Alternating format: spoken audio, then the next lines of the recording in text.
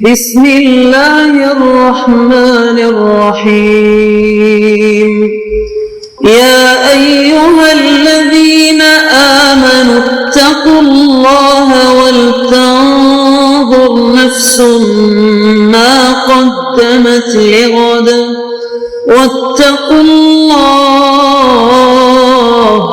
ان اللہ خبیر بما تعملون۔ اے ایمان والو، اللہ سے ڈرتے رہو اور ہر شخص کو دیکھنا چاہیے کہ اس نے کل یعنی آخرت کے لیے کیا سامان بھیجا ہے، اور ہم پھر کہتے ہیں کہ اللہ سے ڈرتے رہو، بے شک اللہ تمہارے سب اعمال سے خبردار ہے۔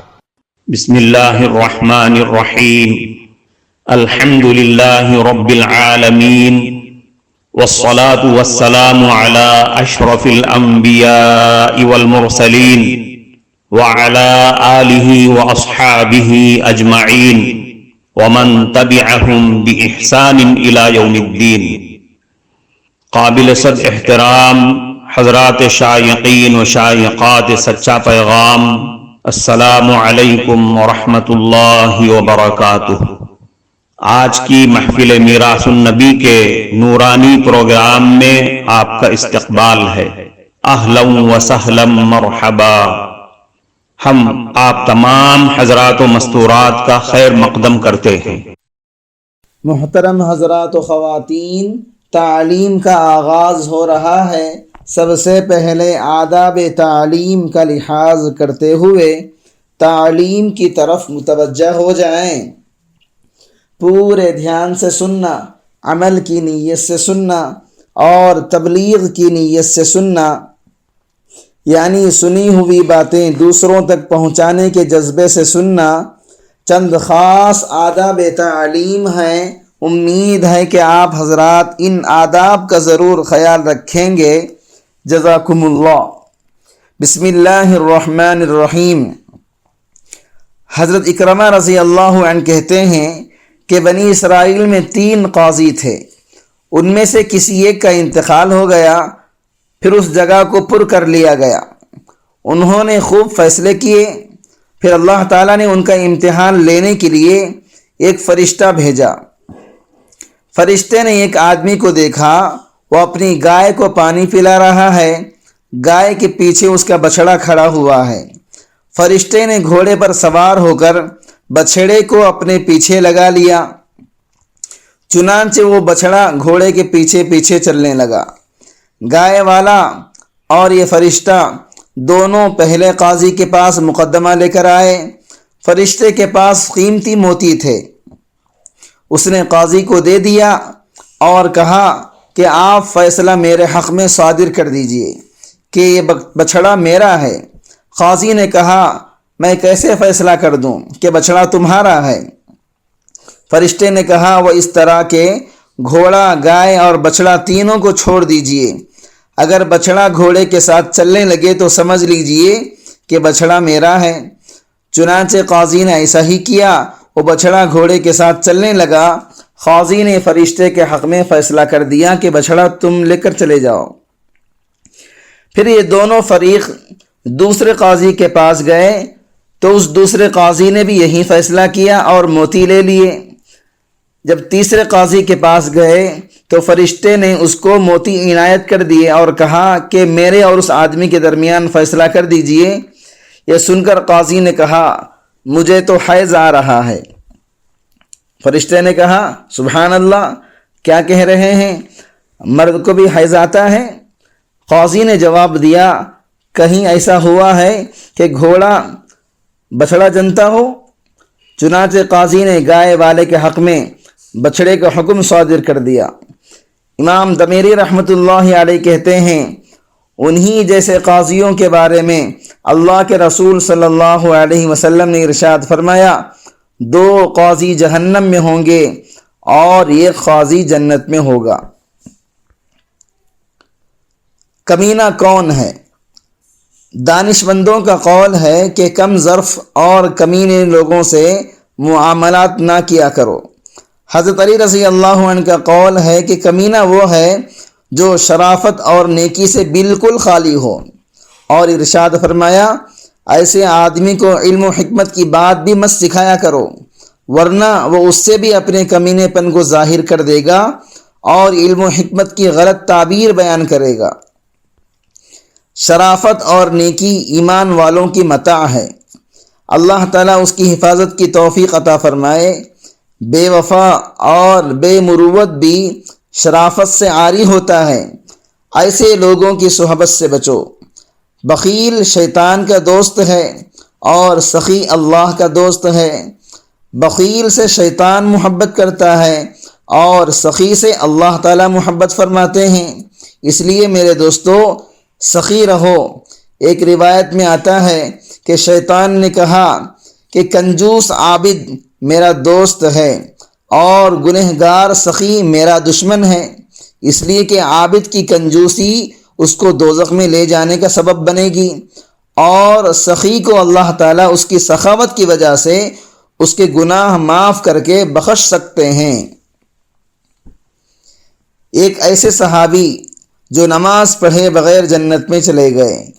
امام احمد رحمۃ اللہ علیہ حضرت ابو ہریرہ رضی اللہ عنہ سے روایت کرتے ہیں، حضرت ابو ہریرہ رضی اللہ عنہ اکثر یہ کہا کرتے تھے، ایک آدمی کے بارے میں بتاؤ جس نے پوری عمر کبھی نماز نہیں پڑھی مگر جنت میں داخل ہو گیا۔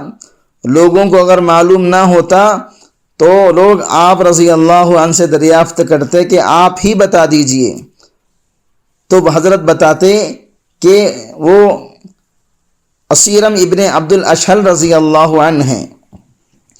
عامر ابن ثابت رضی اللہ عنہ فرماتے ہیں کہ میں نے محمود ابن لبید رضی اللہ عنہ سے دریافت کیا ان کا یہ واقعہ کس طرح ہے، تو انہوں نے بتایا کہ وہ اسلام کا انکار کیا کرتے تھے، مگر جب غزوہ احد کا موقع آیا آپ صلی اللہ علیہ وسلم بنیت جہاد احد کی طرف نکلے تو اسیرم رضی اللہ عنہ پر اسلام کی حقانیت واضح ہو گئی اور وہ اسی وقت اسلام قبول فرما کر تلوار ہاتھ میں لے کر جہاد کے لیے نکل پڑے اور جہاد کرتے رہے یہاں تک کہ شہید ہو گئے۔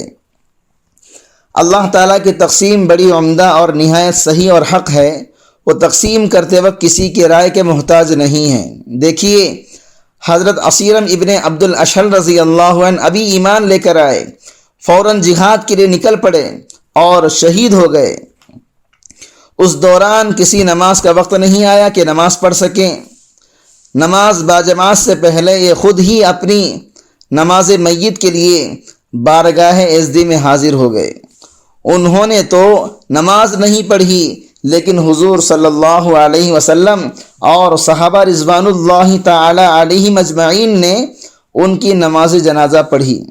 کیا خوش نصیب کہ بغیر کچھ کیے اور کرائے جنت کے مستحق ہو گئے۔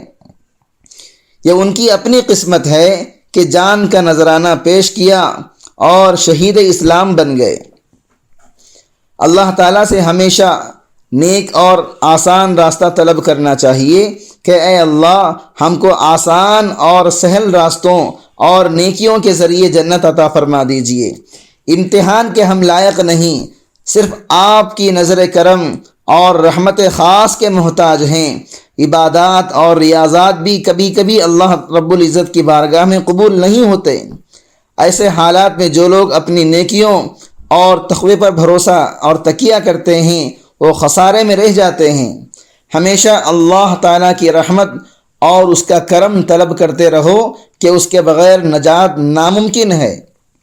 محترم ناظرین کرام، اس دینی اور ایمانی بیان کو سننے کے دوران ہی اس کو لائک کر دیجئے اور شیئر بھی کر دیجئے تاکہ دوسرے بھی اس سے فائدہ اٹھا سکیں۔ اللہ آپ کو جزائے خیر عطا فرمائے۔ بنی اسرائیل میں ایک عورت کا شوہر باہر گیا ہوا تھا، اب اس عورت کا تعلق ایک دوسرے آدمی سے ہو گیا اور بدکاری ہوتی رہی، زنا ہوتا رہا۔ یہ عورت گندے کپڑے باہر پھینک دیا کرتی تھی تو اس کی پڑوسن اس کپڑے کو اٹھا کر اپنے گھر میں ڈال لیا کرتی تھی۔ اس زمانے میں سفر بھی بڑے طویل ہوا کرتے تھے، لمبے لمبے ہوا کرتے تھے، ایک سال دو سال تک لوگ سفر میں رہ جاتے، اور آج کل تو سالوں کا سفر گھنٹوں میں ہوا کرتا ہے۔ اس کی پڑوسن وہ ناپاک کپڑے جمع کرتی رہی کہ جب اس کا شوہر سفر سے آئے گا تو اس کو دکھاؤں گی۔ چونکہ وہ عیب کے ظاہر کرنے کو کوئی گناہ نہیں سمجھ رہی تھی، اس لیے اس کو توبہ کی توفیق نہیں ہوئی، مگر وہ عورت جو بدکاری میں ملوث تھی اس کو توبہ کی توفیق ہو گئی۔ جب دونوں کا انتقال ہوتا ہے تو وہ گنہگار عورت جنت میں چلی گئی اور اس کی پڑوسن جہنم میں چلی گئی، جبکہ وہ عبادت گزار اور نمازی بھی تھی۔ اس لیے مومن کے عیب کو ہمیشہ چھپانے کی کوشش کرنی چاہیے۔ اللہ تعالیٰ بندے کی بڑی پردہ پوشی فرماتے ہیں، جبکہ اللہ تعالیٰ سب کچھ جانتے بھی ہیں۔ شیخ سعدی رحمۃ اللہ علیہ فرماتے ہیں، اللہ تعالیٰ دیکھتے ہیں اور چھپا لیتے ہیں، لیکن ہمسایہ نہیں دیکھتا اور شور مچا دیتا ہے۔ موسیٰ علیہ السلام سے ایک مرتبہ ایک عورت نے کہا، اے موسیٰ علیہ السلام، اللہ تعالیٰ کو میرا سلام کہنا اور پوچھنا کہ میں بخشی جاؤں گی یا نہیں۔ حضرت موسیٰ علیہ السلام نے بارگاہ عزدی میں اس کا سلام عرض کیا اور اللہ تعالیٰ سے پوچھا تو اللہ تعالیٰ نے فرمایا، میں نے اس عورت کو معاف کر دیا، بخش دیا۔ حضرت موسیٰ علیہ السلام نے اس عورت کو بتا دیا کہ اللہ تعالیٰ فرما رہے ہیں کہ میں اس عورت کو بخش دوں گا۔ تو اس عورت نے کہا، میں نے 100 مرتبہ زنا کیا ہے، تب بھی اللہ تعالیٰ مجھے معاف کر دیں گے؟ حضرت موسیٰ علیہ السلام نے فرمایا، یہ تو مجھے معلوم نہیں، میں اللہ تعالیٰ سے معلوم کر لیتا ہوں۔ چنانچہ اللہ رب العزت کی بارگاہ میں عرض کیا، اے الہ العالمین، وہ عورت تو اس طرح کہہ رہی ہے۔ تو اللہ تعالیٰ نے فرمایا، اس نے جب گناہوں کو ظاہر کر دیا اور ہمارے بولنے پر ایمان نہیں رہا تو اب اس کی مغفرت نہیں کریں گے۔ اس واقعے سے معلوم ہوا کہ جس طرح گناہ کرنا بری چیز ہے، اسی طرح گناہوں کو نہ چھپانا اور ظاہر کر دینا بھی بہت بڑا گناہ ہے۔ معزز شائقین و شائقات سچا پیغام، آپ کو اندازہ لگ گیا ہوگا کہ یہ مضمون کتنا اہم ہے اور کس قدر فائدہ مند ہے۔